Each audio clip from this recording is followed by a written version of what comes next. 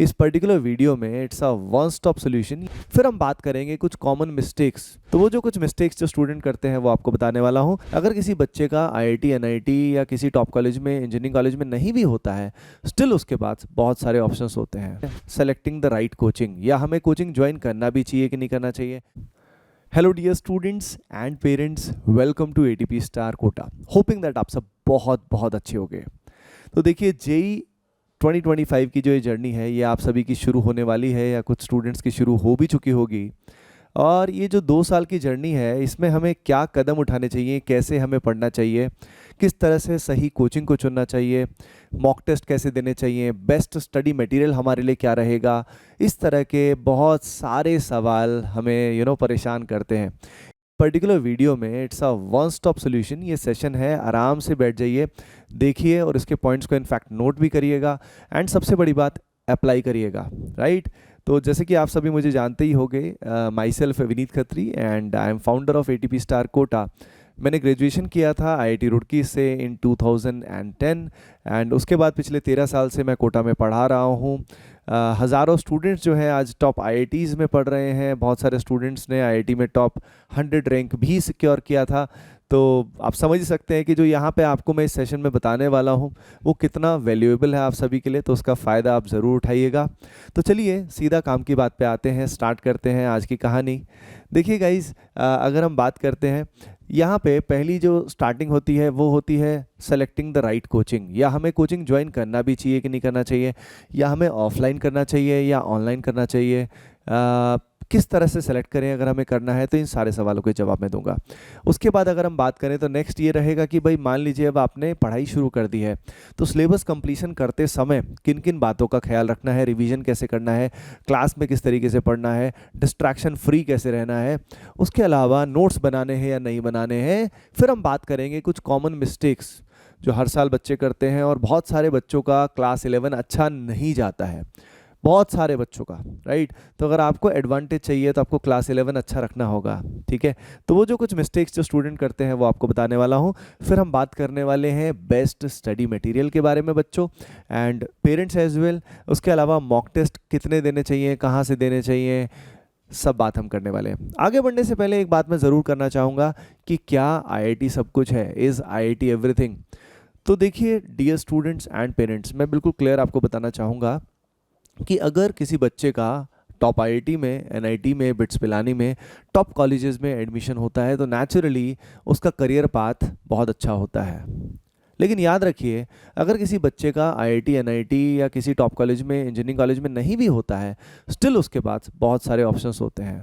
Students UPSC भी clear करते हैं, स्टूडेंट्स गवर्नमेंट एग्जाम्स भी क्लियर करते हैं, स्टूडेंट्स हायर एजुकेशन के लिए भी जाते हैं। कई सारे स्टूडेंट्स एवरेज कॉलेज में पहले एडमिशन होता है लेकिन बाद में एमबीए अच्छे कॉलेज से कर लेते हैं।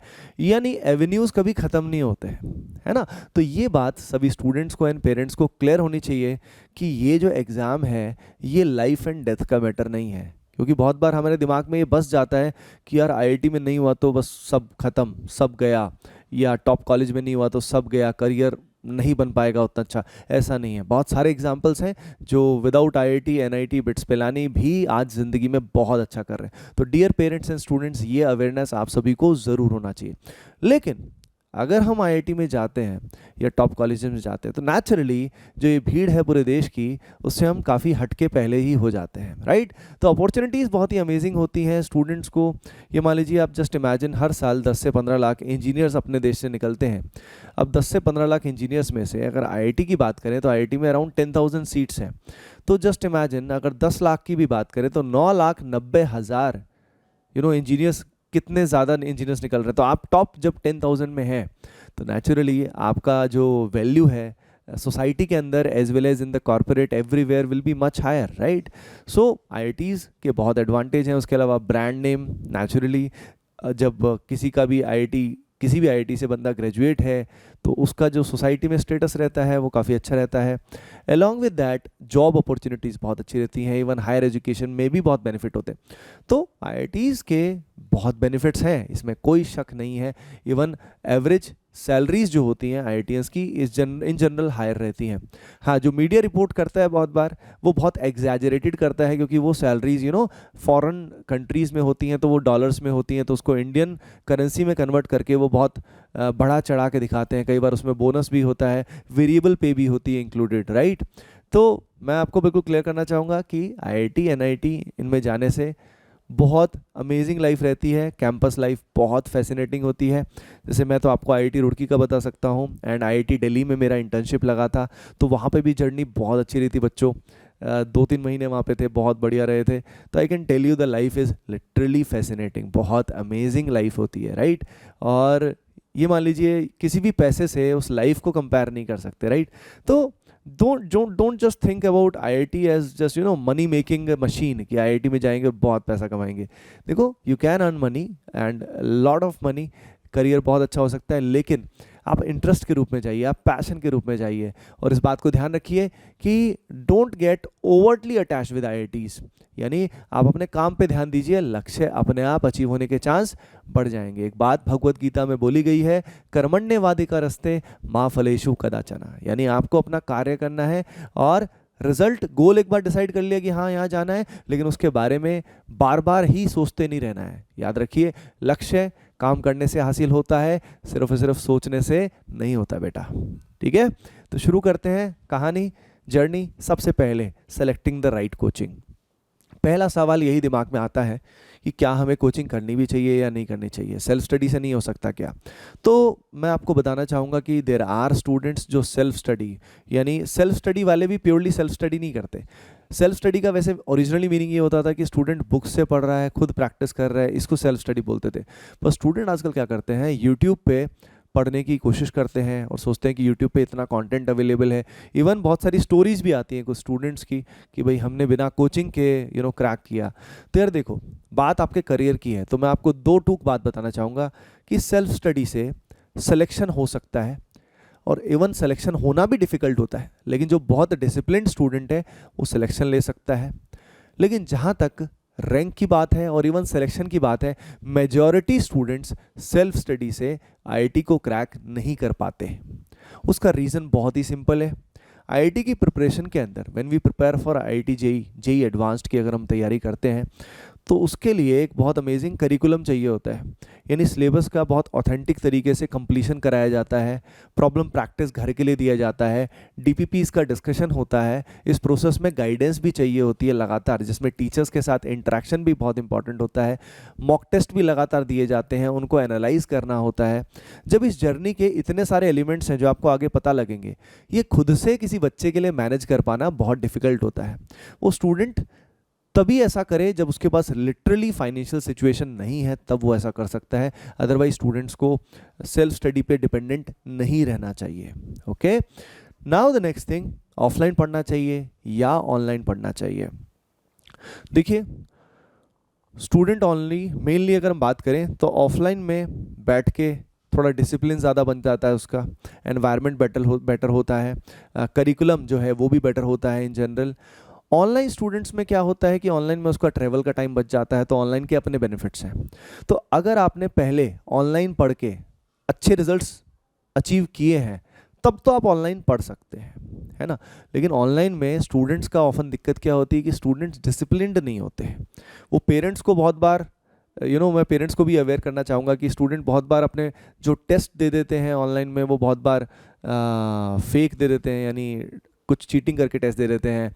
तो स्टूडेंट का रियल पोटेंशियल कई बार ऑनलाइन में पता नहीं लगता। तो ऑनलाइन में अच्छा किया जा सकता है, बहुत अच्छा किया जा सकता है, लेकिन एटमोस्ट सिंसेरिटी होनी चाहिए, मक्कारी नहीं होनी चाहिए किसी भी तरह की, है ना। तो ऑनलाइन से भी सिलेक्शन होता है। मैं अगर एटीपी स्टार कोटा की बात करूं तो हमारे बहुत सारे स्टूडेंट्स हर साल 100 परसेंटाइल भी लेकर आते हैं, जेई मेन में इवन जेई एडवांस्ड भी क्रैक करते हैं with the online only preparation. सिर्फ ऑनलाइन से भी तैयारी करके वो इतना अच्छा कर जाते हैं।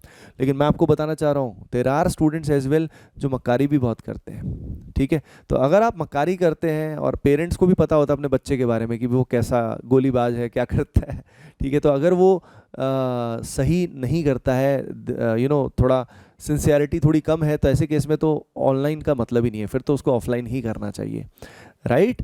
और दूसरा एंगल अफोर्डेबिलिटी का भी आता है। ऑफलाइन में थोड़ा फीस ज़्यादा होती है, तो अगर अफोर्डेबिलिटी का इशू है तब तो ऑनलाइन करना चाहिए। लेकिन बात करियर की है तो आई थिंक आपको जवाब मिल गया होगा कि आपके लिए सही क्या है ना। तो विद एक्सट्रीम डिसिप्लिन तभी आप ऑनलाइन करिए, इस बात का ध्यान रखिए। उसके बाद now selecting the coaching. Right coaching कैसे सेलेक्ट करें भाई? बहुत सारी पुरानी कोचिंग्स चल रही हैं सालों साल से। एंड उसके अलावा अगर हम एटीपी स्टार कोटा की बात करें तो इट्स मीन 7 ईयर्स नाउ, 7 साल हमें भी हो गए हैं, अब 8वां साल स्टार्ट हो गया है। तो किसको चुने, है ना। अब वैसे तो हमारी खुद की ही कोचिंग है, हमारी ऑफलाइन भी है एटीपी स्टार कोटा, कोटा में राजीव गांधी नगर में कैंपस है। उसके अलावा ऑनलाइन भी हम लोग पढ़ा रहे हैं स्टूडेंट्स को पिछले 7 साल से। तो लेकिन फिर भी मैं आपको बिल्कुल परफेक्टली अनबायस्ड ओपिनियन देना चाहूँगा कि देखिए कोचिंग जो है, जैसे कि पुरानी कोचिंग्स जो हैं, हमारी कोचिंग है, सब लोग बच्चों पे मेहनत करने की कोशिश करते हैं। लेकिन कई बार क्या होता है कि कोचिंग्स में ना सेंटर टू सेंटर काफ़ी वेरिएशन होता है। जैसे कि कई बार क्लास 11 में जो टीचर्स स्टूडेंट्स को दिए जाते हैं ना, वो टीचर्स बहुत ही जूनियर दिए जाते हैं या एक्सपीरियंस नहीं दिए जाते हैं।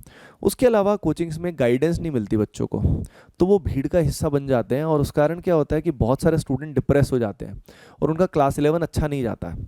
तो ये कॉमन प्रॉब्लम्स हैं ज़्यादातर कोचिंग्स में अगर मैं बात करूँ तो जहाँ पे स्टूडेंट्स अच्छे हैं, ये मान लीजिए टॉप बैचेस में अगर स्टूडेंट हैं तो नेचुरली उनको बेटर टीचर्स मिलते हैं और उन पे ध्यान भी ज़्यादा दिया जाता है।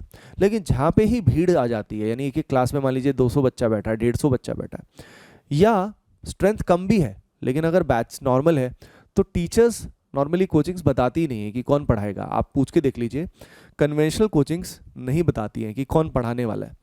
तो ये बहुत ही लैक ऑफ ट्रांसपेरेंसी जो है ना, ये मान लीजिए एवरेज स्टूडेंट जो है या बहुत सारे स्टूडेंट्स को नुकसान कर जाता है। तो अगर आप पुरानी कोचिंग्स के अच्छे बैचेस में हैं तब तो कोई दिक्कत नहीं होने वाली इन जनरल, है ना। You will get the best teachers, personal attention सब मिलेगा। लेकिन उसके बाद का जो भी बच्चा है उसके लिए वो ज़्यादातर कोचिंग सही नहीं है। तो ये अपने को ध्यान रखना चाहिए कि हमें पता होना चाहिए कि कोचिंग में कौन पढ़ाने वाला है। क्या कोचिंग में सीनियर फैकल्टी ही पढ़ाने वाला है, क्या पर्सनल टच मिलेगा, गाइडेंस मिलेगी, इन बात का ध्यान रखिए। क्योंकि देखिए मोटिवेशन का भी बहुत बड़ा रोल होता है इसके अंदर। अगर एक बच्चे को डीमोटिवेट कर दिया जाए शुरू में ही तो उसका डीमोटिवेशन की वजह से पढ़ाई में मन ही नहीं लगता। लेकिन अगर उसको लगातार गाइडेंस मोटिवेशन मिल जाए ना, तो वही बच्चा बहुत अच्छा कर सकता है। तो इस बात का ध्यान रखिए। और आप एटीपी स्टार कोटा को भी चुन सकते हैं इस 2 साल की जर्नी में। हमारा चैम्पियन बैच है। चैम्पियन बैच जो है इसमें अगर आप एडमिशन चाहते हैं तो सिंपली ये नंबर दिया हुआ है, यहाँ पे आप कॉल या टेक्स्ट कर सकते हैं and you can get all the details and get your admission. आप ऑफलाइन भी कोटा में पढ़ सकते हैं और ऑनलाइन भी पढ़ सकते हैं। और बच्चों इस पर्टिकुलर बैच में हमारी जो कोर टीम है, यानी जो वो टीचर्स जो यहाँ पे पार्टनर्स हैं वही पढ़ाने वाले हैं और मैं भी इस बैच में आपको पढ़ाने वाला हूँ। सबसे बड़ी बात, अलॉन्ग विद दैट आपको जो गाइडेंस है इस पूरी 2 साल की जर्नी में, मैं एंड पूरी कोर टीम ही आपको गाइड करने वाली है इस पर्टिकुलर चैंपियन बैच में। तो 2 ईयर बैच है, इसका आप हिस्सा बन सकते हैं एटीपी स्टार कोटा के साथ। अब हम बात करते हैं सिलेबस कंप्लीशन की। अब मान लीजिए you have joined a coaching either online offline, तो सबसे बड़ी बात, अब डिस्ट्रैक्ट नहीं होना है। कोचिंग चुन लिया है, फॉलो योर कोर्स रिलीजियसली, अपने कोर्स को रिलीजियसली फॉलो करना है। उसके अलावा कुछ और नहीं करना है, जो भी कहा जाए उसको बढ़िया से करना है, ठीक है। अब यहाँ पे मैं स्कूलिंग की बात करना चाहूँगा साथ साथ। देखिए अगर हो सके, इफ़ इट इज़ पॉसिबल, तो अगर स्कूल डमी रहे तो इट्स अ बेटर वे, क्योंकि स्टूडेंट को स्कूल और कोचिंग मैनेज करना डिफ़िकल्ट हो जाता है।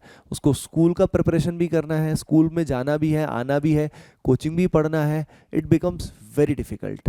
तो इफ़ इट इज़ पॉसिबल, अगर चांसेस हैं तो डमी स्कूल सही रहेगा। काफ़ी पेरेंट्स को एक कंसर्न रहता है कि सर कहीं बोर्ड्स में मार्क्स नहीं आए तो। बोर्ड्स की प्रिपरेशन कोचिंग्स में साथ साथ कराई जाती है। जैसे कि हमारा जो चैंपियन बैच है इसमें हम लोग बोर्ड्स की प्रिपरेशन भी साथ में कराते हैं। तो बोर्ड्स की प्रिपरेशन सब साथ में हो जाती है तो बच्चे का कोई दिक्कत नहीं आती है। तो कोशिश करिए ऐसा हो, अदरवाइज मैनेज करना will become difficult. There are students जो स्कूल के साथ भी कोचिंग मैनेज कर लेते हैं, पर उसमें एक्सेप्शनल मेहनत लगती है जो ज़्यादातर स्टूडेंट्स के बस की बात नहीं होती। अब आपने 10th से जब 11th आप मूव करते हो ना, तो सबसे बड़ा चैलेंज जो हमें फेस होता है वो होता है डिफ़िकल्टी लेवल में। जब हम जेईई एडवांस की तैयारी कर रहे होते हैं तो डिफ़िकल्टी लेवल इंक्रीज़ होता है सिग्निफिकेंटली 10वीं से 11वीं में। तो अगर 10th का पार्ट वीक है तो प्रॉब्लम और भी ज़्यादा आती है। तो 10th के वो पर्टिकुलर चैप्टर्स जिस पे 11th क्लास डिपेंडेंट है, जैसे कि हमारा 9-10 के कुछ चैप्टर्स होते हैं, क्वाड्रेटिक इक्वेशन अगर हम बात करें, मैथमेटिक्स के अंदर ट्रिग्नोमेट्री हो गया, या उसके अलावा हमारा फिजिक्स के अंदर वेक्टर्स, काइनेमेटिक्स, मैकेनिक्स वाला जो पार्ट हो गया, केमिस्ट्री के अंदर मोल वाली बात जो हो गई, ये तीनों बेसिक पार्ट बच्चों फिजिक्स केमिस्ट्री मैथमेटिक्स के आपको कम से कम अच्छे से आने चाहिए। तो कोचिंग शुरू करने से पहले अगर आपके पास अभी समय है तो इस पार्ट को सही कर लो, नहीं तो समझने में दिक्कत आएगी, है ना। तो ये जो बेस है ना बच्चों, ये बेस सही बन जाएगा ना तो बिल्डिंग, इमारत बहुत अच्छी बनेगी। तो ये बेस बहुत स्टूडेंट्स का खराब हो जाता है। किस कारण? कई बार कोचिंग्स में बेसिक से पढ़ाते नहीं, सीधा हाई लेवल पढ़ाते हैं, बच्चा समझ नहीं पाता, ये भी दिक्कत आती है। लेकिन कई बार स्टूडेंट का भी 10वीं क्लास अच्छा नहीं होता है, तो इस गैप को पहले से ही फिल कर लो। मैं बता रहा हूँ, नहीं तो बाद में बड़ी परेशानी होती है। गैप अगर फिल नहीं होगा तो क्लास 11 का बेस खराब हो जाएगा, तो 12th तक परेशान रहोगे। आप देख लेना, यूट्यूब पे इतने वीडियोस हैं क्लास 11 वेस्टेड के। बहुत सारे बच्चों के क्लास 11 वेस्ट हो जाती है on the basis of various reason. ठीक है, अब क्लास जब कर रहे हो, चाहे ऑनलाइन चाहे ऑफलाइन, क्लास में बच्चों पूरा फोकस करके पढ़िए। ये कहना आसान है, करना मुश्किल होता है। हम पढ़ रहे होते हैं, सामने देख तो रहे होते हैं, लेकिन दिमाग कहीं और होता है। जैसे अभी ये वीडियो चल रहा है, हो सकता है आपके दिमाग में कुछ और ही चल रहा हो, है ना। तो जितना फोकस करोगे, जस्ट इमेजिन, जितना फोकस इस समय करोगे इस सेशन में, उतना आपका रैंक हाई आने के चांस बढ़ जाएंगे। लेकिन अगर आप इस सेशन में फोकस ही नहीं करोगे तो नेचुरली आपको इस सेशन का उतना हेल्प नहीं मिलेगा। तो इट्स ऑल अबाउट फोकस बेटा, है ना। अगर बात करें कि जेई में एडवांस में टॉप रैंक लाने के लिए किस चीज़ की ज़रूरत होती है, तो पहली चीज़ ज़रूरत होती है hard work with intense focus. Hard work सिर्फ करने से काम नहीं चलता, इंटेंस फोकस के साथ करना होता है। और अगली बात, इसमें आपको गाइडेंस और सही करिकुलम की ज़रूरत होती है। तो अगर आपको सही टीचर मिल रखे हैं जो आपको गाइड करते हैं इस पूरी जर्नी में, और सही कंटेंट मिलता है, तो कहना ही क्या। बस थर्ड जो चीज़ है वो है कंसिस्टेंसी। हार्डवर्क फोकस के साथ अगर आप लगातार लगे रहते हैं तो काम चल जाता है। बहुत सारे स्टूडेंट के दिमाग में ये होता है कि सर आईआईटी क्रैक करने के लिए कितने घंटे हमें रेगुलर पढ़ना होता है। बेटा बहुत ज़्यादा नहीं पढ़ना होता है, क्लास करनी होती है बढ़िया से। उसके अलावा घर में नॉर्मली अगर आप 5 to 6 आवर्स 8 आवर्स तक की क्वालिटी स्टडी कर लेते हो, that is more than enough. समझ रहे हो ना। तो बहुत ज़्यादा पढ़ना पड़ता है आईआईटी को क्रैक करने के लिए, ऐसा नहीं होता बेटा, ठीक है। तो अब यहाँ पे सिलेबस जब करोगे, क्लास में जब पढ़ोगे, तो फोकस से पढ़ो। सबसे बड़ी बात, नोट्स बनाओ, बहुत सुंदर से नोट्स बनाओ। नोट्स बनाने का फ़ायदा क्या होगा, घर जाके रिवीजन आप अच्छे से कर पाओगे, और बाद में भी रिवीजन के लिए हेल्प मिलेगी, और क्लास में भी आपका फोकस बढ़ेगा। तो कई आजकल नए क्रांतिकारी टीचर्स बोलते हैं कई बार कि नोट्स की ज़रूरत नहीं है। नोट्स की ज़रूरत है बेटा, नोट्स बनाओगे तो it will help you immensely in everything. Kota में हम लोग जब पढ़ाते हैं तो कोटा मेथडोलॉजी में ये बहुत इंपॉर्टेंट हिस्सा होता है। किस बात का? कि note making is very very important, है ना बेटा। अब इसके बाद अगर मैं बात करूँ तो स्टार्ट स्लोली। कई बार क्या होता है कि हम बहुत जोश में होते हैं, आईआईटी क्रैक करेंगे, आईआईटी क्रैक करेंगे, शुरू में बहुत ज़्यादा होता है ना, है ना। आप सभी को इस समय I think I can feel that. और पेरेंट्स भी बहुत जोश में होते हैं, सब जोश में होते हैं, लेकिन ये जोश कुछ समय के बाद ठंडा हो जाता है।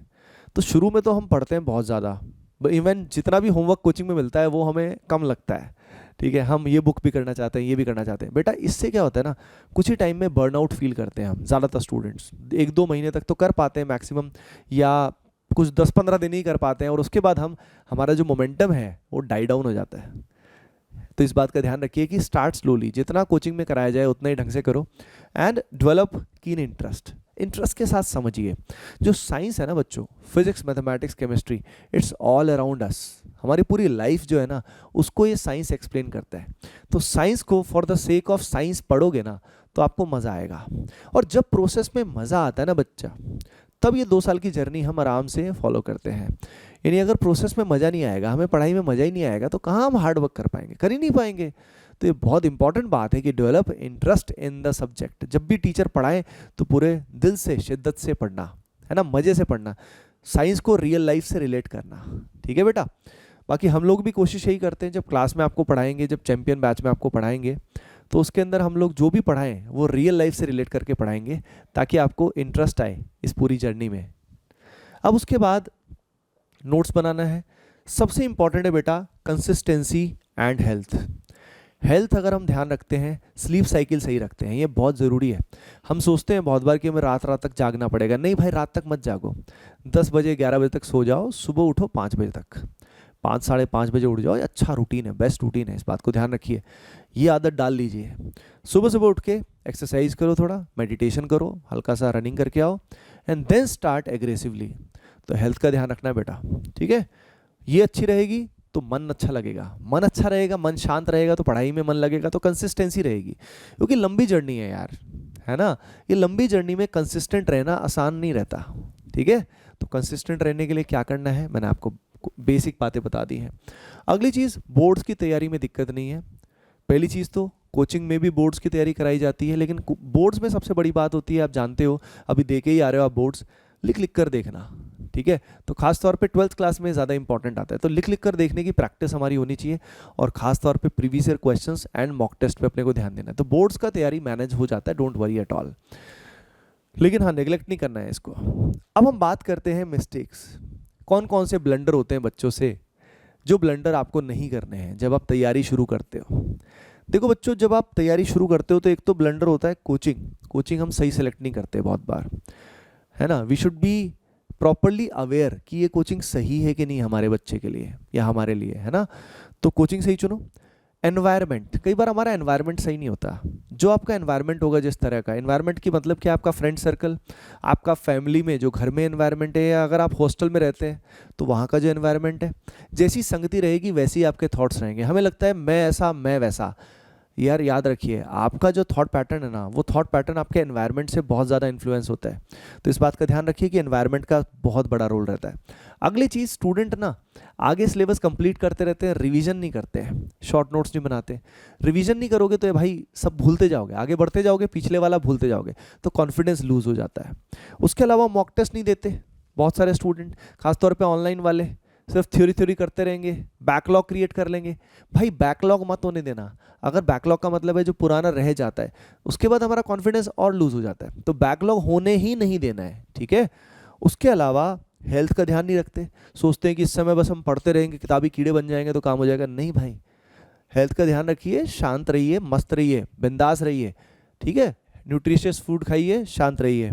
डिस्ट्रैक्शन, देखो बच्चों एंड पेरेंट्स को भी बताना चाहूँगा, आप सभी जानते हैं ये उम्र जो होती है, इस समय में डिस्ट्रैक्शन बहुत ज़्यादा हो सकते हैं वेरियस रीजन से, क्योंकि हार्मोनल स्थिति भी हमारी थोड़ी ऐसी होती है।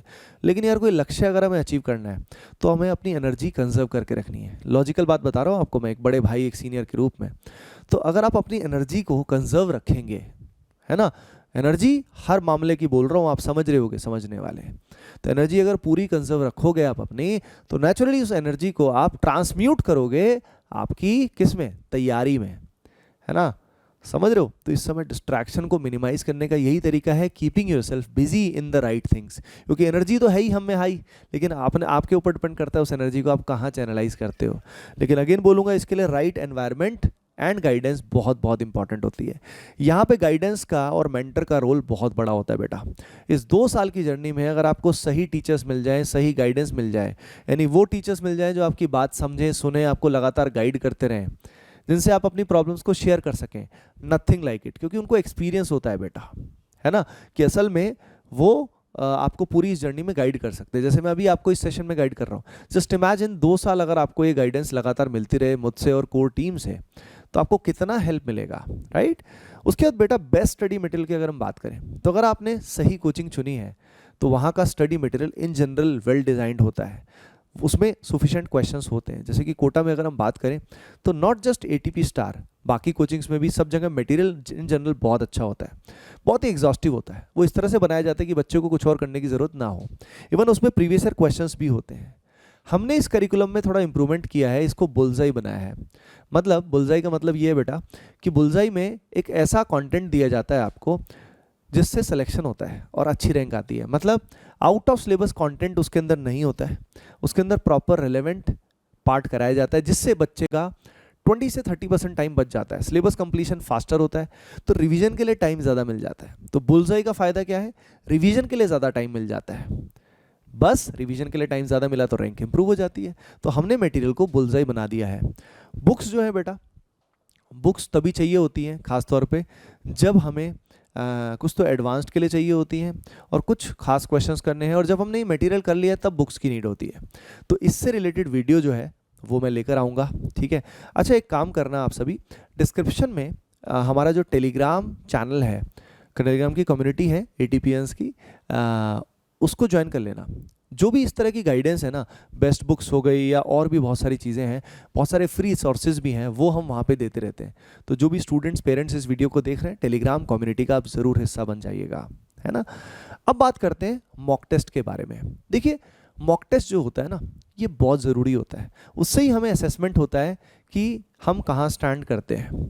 तो जो स्टूडेंट ऑफलाइन देते हैं, जैसे ऑफलाइन हम चैंपियन बैच के अंदर बच्चों का CBT कराते हैं, कंप्यूटर बेस्ड टेस्ट कराते हैं, जिसमें रियल एग्जाम लाइक एनवायरनमेंट होता है।